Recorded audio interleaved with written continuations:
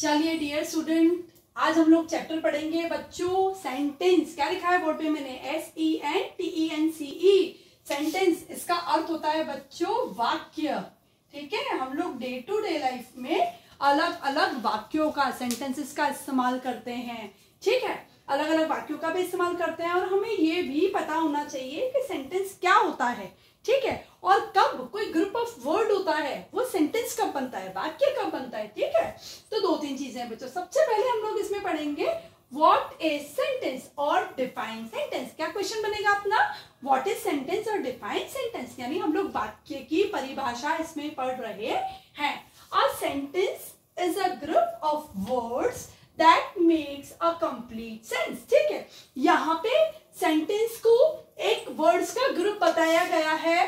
ठीक है, एक वर्ड्स का ग्रुप बताया गया है जिसका कि कोई कंप्लीट सेंस निकलता हो। देखिए बच्चों, 1 2 3 and 4। I have 4 words. देखो मैं पढ़ रही हूँ बोर्ड पे, आप देखेंगे। अब हम देखते हैं कि ऊपर वाली जो डेफिनेशन या व्याख्या जो की गई है वो सही है या नहीं है।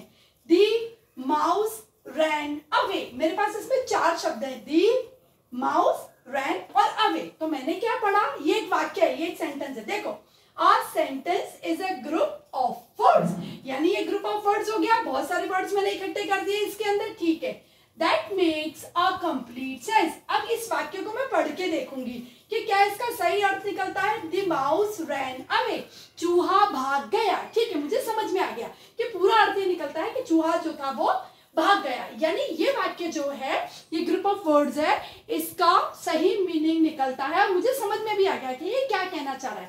अब इधर देखना बच्चों, मैं क्या बता रही हूं आपको।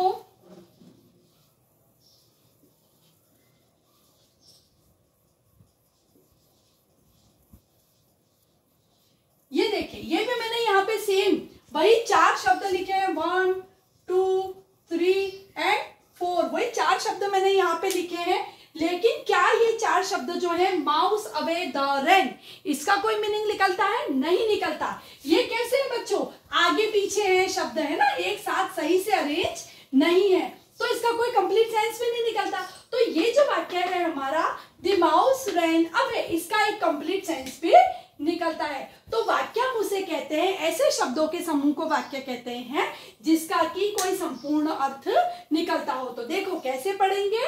अ sentence is a group of words that makes a complete sense। वाक्य ऐसे शब्दों का समूह है। देखो 1 2 3 4 शब्द हैं, समूह है, ग्रुप है।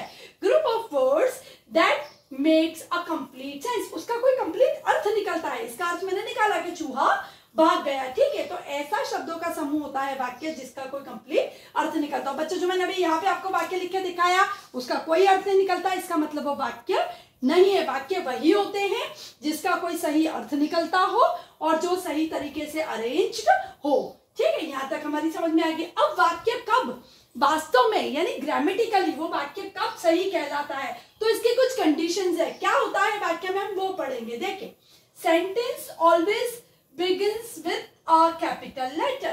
हम लोग बात करें बच्चों, जब भी हम कोई किसी वाक्य की शुरुआत करते हैं, जैसे मैंने यहाँ लिखा है एक example, the mouse ran away. ठीक है, तो जब भी कोई वाक्य लिखते हैं तो उसका फर्स्ट अक्षर यानी पहला अक्षर, ये बच्चों देखो यहाँ पे दी जो है वो मैंने कैपिटल लिख रखा है। ठीक है, तो जो पहला अक्षर है वो बड़ी एबीसीडी का या कैपिटल लेटर में होना जरूरी है, वरना हमारा सेंटेंस ग्रामेटिकली रॉन्ग हो जाता है। देखो एक और एग्जांपल बच्चों मैं यहाँ पे आपको लिख के दिखा रही हूँ। ठीक है, मैंने लिखा राम इज गोइंग मार्केट। कहाँ जा रहा है राम? मार्केट जा रहा है बच्चों। ठीक है, तो यहाँ पे आप देख सकते हैं बच्चों, मैंने फर्स्ट लेटर जो है, फर्स्ट लेटर है सेंटेंस का वो आर है, जो बड़ी एबीसीडी का लिखा है। ठीक है, यदि हम स्मॉल लेटर में लिखते हैं तो हम ऐसे लिखेंगे। बड़ी एबीसीडी में मैंने ऐसे लिखा है ना, जो बिग लेटर जो है, बड़े लेटर्स हैं, उसमें हमने ऐसे लिखा है। तो वाक्य का सबसे पहला अक्षर जो है, फर्स्ट लेटर जो है, sentence always begins with a capital letter, यानी फर्स्ट जो इसका वर्ड होता है उसका पहला जो लेटर होता है वो कैपिटल लेटर में आना चाहिए। देखिए दूसरा, ends with full stop, question mark और एक्सक्लेमेशन मार्क। जब वाक्य का अंत होता है, कोई भी वाक्य बच्चों जब अंत होता है तो उसके पीछे या तो हमें क्या नजर आता है, या तो हमें नजर आएगा बच्चों फुल स्टॉप नजर आएगा, यानी ये वाक्य यहाँ पे खत्म हो गया। यदि हम कोई क्वेश्चन पूछ रहे हैं, देखिए एक और एग्जांपल बताती हूँ, ये देखिए व्हाट इज योर नेम, मैंने यहाँ पे क्वेश्चन पूछा, इसके पीछे मैं क्वेश्चन मार्क लगाऊंगी जब जाके ये वाक्य पूरा होगा। यदि मैं इसको क्वेश्चन मार्क नहीं लगाती हूं तो my sentence is grammatically incomplete, मेरा जो वाक्य है ग्रामर के नजरिए से सही नहीं है या कंप्लीट नहीं है। Now I am making it complete, अब मैं इसको कंप्लीट बना रही हूं by putting question mark at the end, पीछे क्वेश्चन मार्क लगा के मैं इसको कंप्लीट बना रही हूं। तो मैंने क्या समझाया बच्चों कि वाक्य जो है या तो वो फुल स्टॉप से एंड होता है, जैसे मैंने यहां बताया माउस रन अवे के पीछे हमने फुल स्टॉप लगा रखा है, ठीक है, तो या तो वाक्य के पीछे फुल स्टॉप आना जरूरी है, या उसके पीछे क्वेश्चन मार्क आ जाएगा, या फिर उसके पीछे आ जाएगा बच्चों एक्सक्लेमेशन मार्क। एक्सक्लेमेशन मार्क ऐसे वाक्यों के पीछे लगाया जाता है, मैं एक और एग्जांपल बच्चों बता रही हूँ आपको, है ना, कि जब कोई वाक्य हम ऐसे लिखते हैं जिसमें हम सडन इमोशन दिखाते हैं, फीलिंग दिखाते हैं, आश्चर्यचकित हो जाते हैं, ठीक है। अब जैसे देखो मैंने दिखाया wow what a lovely day, ठीक है, यहाँ पे मैंने एक्सक्लेमेशन मार्क लगा दिया, यानी जो ऐसे वाक्य होते हैं जहां पे कहीं पे एक्सक्लेमेशन मार्क नजर आता है, ठीक है, तो ऐसे वाक्य जो होते हैं जिनके अंदर कोई ना कोई मार्क लगा हुआ होता है, जैसे मैंने 3 मार्क बच्चों आपको बताए कि एक फुल स्टॉप होता है, एक एक्सक्लेमेशन मार्क होता है और एक क्वेश्चन मार्क होता है। बच्चों हमेशा याद रखना कि फुल स्टॉप और क्वेश्चन मार्क वाक्य के अंत में ही आता है, और एक्सक्लेमेशन मार्क बच्चों ऐसा है it may be come with in a sentence, या तो सेंटेंस के बीच में आ सकता है, शुरू में आ सकता है, या एंड में भी आ सकता है। तो हमने ये चीज सीखी बच्चों कि वाक्य के अंत में या तो फुल स्टॉप आएगा, या तो क्वेश्चन मार्क आएगा, या कहीं ना कहीं वाक्य में हमें एक्सक्लेमेशन मार्क यानी विस्मय आदि बोधक चिन्ह नजर आएगा। तो ये तीनों चीजें जब वाक्य में नजर आती हैं तब वो सेंटेंस कहलाता है। अब हम लोग बात कर रहे हैं बच्चों वाक्य के सेक्शंस की, वाक्य के हिस्सों की बात कर रहे हैं, आपने अच्छे से समझ लिया होगा बच्चों, ठीक है। तो यहाँ पे एग्जांपल लिखा था द माउस रैन अवे, ठीक है, हमने ये पढ़ा था, यहाँ पे ये पढ़ा था। अब आगे हम लोग देखते हैं बच्चों कि बात करें वाक्य जो होता है इसको 2 हिस्सों में बांटा जाता है। वाक्य को हमेशा 2 हिस्सों में बांटा जाता है। पहला जो हिस्सा होता है वाक्य का it is known as subject, ठीक है, सब्जेक्ट कहा जाता है इसको, क्या कहा जाता है, पहले हिस्से को सब्जेक्ट कहा जाता है, जिसको हिंदी में हम कर्ता भी कह सकते हैं। सब्जेक्ट यानी जो वाक्य में कार्य कर रहा है वो कर्ता, और सेकंड पार्ट जो होता है वाक्य का वो होता है बच्चों प्रेडिकेट। तो यहाँ पे हमारा नेक्स्ट टॉपिक है बच्चों सब्जेक्ट एंड प्रेडिकेट। वाक्य में ही, सेंटेंस में ही हम नेक्स्ट टॉपिक अपना पढ़ रहे हैं सब्जेक्ट और प्रेडिकेट। वाक्य को 2 हिस्सों में बांटा जाता है, एक होता है सब्जेक्ट, एक होता है प्रेडिकेट। तो यहाँ पे बच्चों मैंने लिखा है a sentence can be divided into 2 parts. The first one is subject and the another one is predicate. एक हिस्सा होता है सब्जेक्ट और एक होता है प्रेडिकेट। कैसे इसके हिस्से होते हैं अब हम वो समझेंगे। A red pen is on the table, यहाँ पे लिखा है a red pen is on the table। तो यहाँ पे कौन है, किसके बारे में बात की जा रही है, यहाँ पे कर्ता कौन है, वाक्य में जो भी क्रिया करता है यानी वाक्य के जो बिगिनिंग में होता है, ठीक है, वो सब्जेक्ट कहलाता है। और रेड पेन किसके बारे में बात हो रही है, यहाँ पे रेड पेन के बारे में। तो जिसके बारे में वाक्य में बात हो रही है बच्चों वो सब्जेक्ट कहलाता है, कर्ता कहलाता है, इज ऑन दी टेबल, और रिमेनिंग जो भी कुछ होता है बच्चों वो प्रेडिकेट कहलाता है। यहाँ पे एक और एग्जाम्पल बच्चों मैं आपको समझा रही हूँ, देखिए bicycle is running on the road, ठीक है, यहाँ पे the bicycle is running on the road. यहाँ पे बच्चों हम लोग कर रहे हैं the bicycle is running on the road. तो किसके बारे में बात हो रही है बच्चों, यहाँ पे बाइसिकल के बारे में, दी बाइसिकल है ना, बाइसिकल के बारे में बात हो रही है, साइकिल के बारे में बात हो रही है कि bicycle is running on the, bicycle कहाँ पे चल रही है, सड़क पे चल रही है। तो यहाँ पे जिसके बारे में बात की जाती है बच्चों वो तो कहलाता है सब्जेक्ट, ठीक है, और जो रिमेनिंग होता है वो सब प्रेडिकेट कहलाता है। जैसे और एग्जांपल्स बच्चों में बता सकती हूँ आपको कि राम इज राइटिंग लेटर, तो इस सेंटेंस में बच्चों राम जो है वो सब्जेक्ट है, ठीक है, और बाकी जो है रिमेनिंग, ठीक है, वो सब क्या है बच्चों, प्रेडिकेट कहलाता है। तो जिसके बारे में बात की जाती है वो सब्जेक्ट कहलाता है और रिमेनिंग जो सेक्शन होता है वाक्य का वो प्रेडिकेट कहलाता है। अब बच्चों दोनों में डिफरेंस समझेंगे सब्जेक्ट और प्रेडिकेट में, कि सब्जेक्ट को कैसे डिफाइन करेंगे और प्रेडिकेट को कैसे डिफाइन करेंगे। तो first we move towards the subject. A subject is a part of sentence.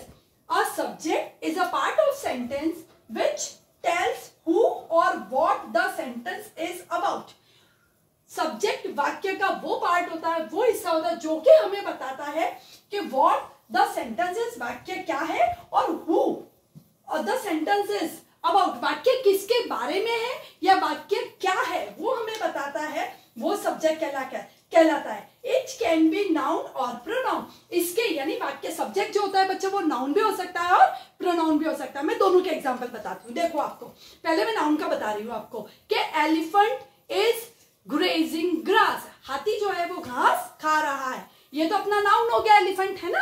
अब इसके बाद में आपको प्रोनाउन के बारे में बता रही हूँ कि ही इज राइटिंग लेटर। यहाँ पे कौन लेटर लिख रहा है बच्चों, ही लिख रहा है, तो ही क्या हो गया, प्रोनाउन हो गया।